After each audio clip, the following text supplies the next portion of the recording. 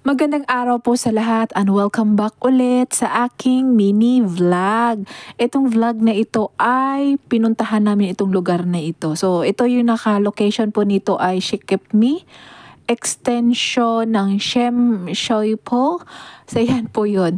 So ito po yung lugar na ito at bago kami nakarating dito, ipapakita ko rin sa inyo ang aming na-experience bago kami nakapasok dito sa loob ng ganito. So ayan, ito po yung nasa loob. At so from MTR station ng Shikipmi exit A po kami lumabas. At lakad lang kami, turn right lang po. Tapos pag turn right, mayroon tawiran doon. Tumawid lang kami tapos nakita namin itong hagdan na ito. Umakyat kami. Ilang beses po itong paakyat. Paahon lahat po ito. Ahon ka ng ahon. Ilang steps po yan. Ayan, so sobrang haba po talaga nito. Bago ka makarating doon sa pinakatuktok, bago ka makarating doon sa pupuntahan mo, ayan, bubuka-buka. Bubuka-buka muna yung ilong mo. Sobra talagang haba ang lakaran. Tumas tayo ng bundok, guys. Tumas. Nakapagod.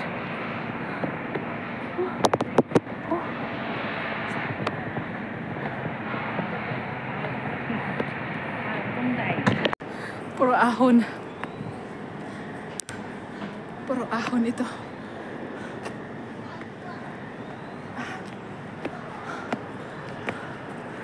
Andito na kami sa wakas sa pinakataas. Pagdating namin dito, ayan, ganito kahaba ang pila. Sobrang haba ang pila.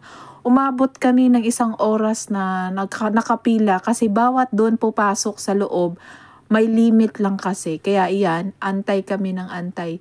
Pumila kami dito. So ayan po, ang haba-haba ng pila. So magtiis lang po. Eto na po kami, nakarating na at nakaakyat na rin kami doon mismo sa loob. So ganito po yung entrance nila. So yan.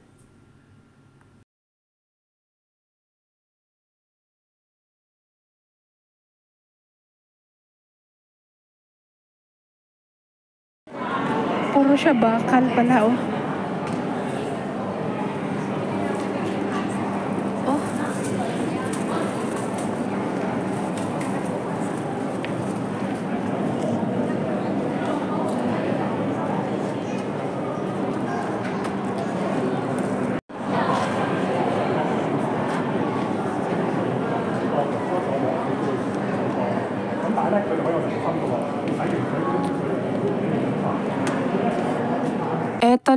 Eto na talaga.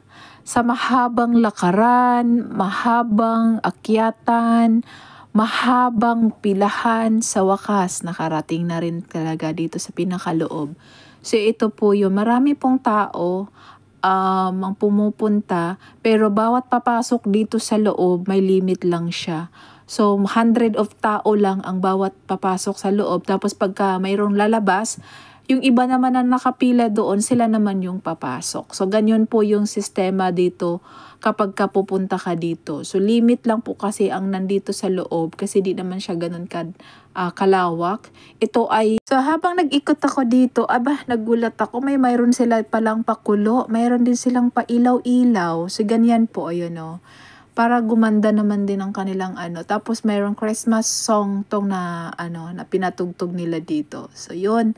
Sa mga gustong pumunta dito, ayan, tiis lang kayo at hanggang dito na lang ang ating video. See you sa next na vlog. Kung nagustuhan nyo ang ating video ngayon, huwag nyo kalimutang pindutin ang like, mag-comment, mag-share, at see you sa next na ating vlog. Maraming salamat po sa inyong mga suporta. Thank you so much. God bless you all. Bye! See you sa next na vlog. Bye-bye!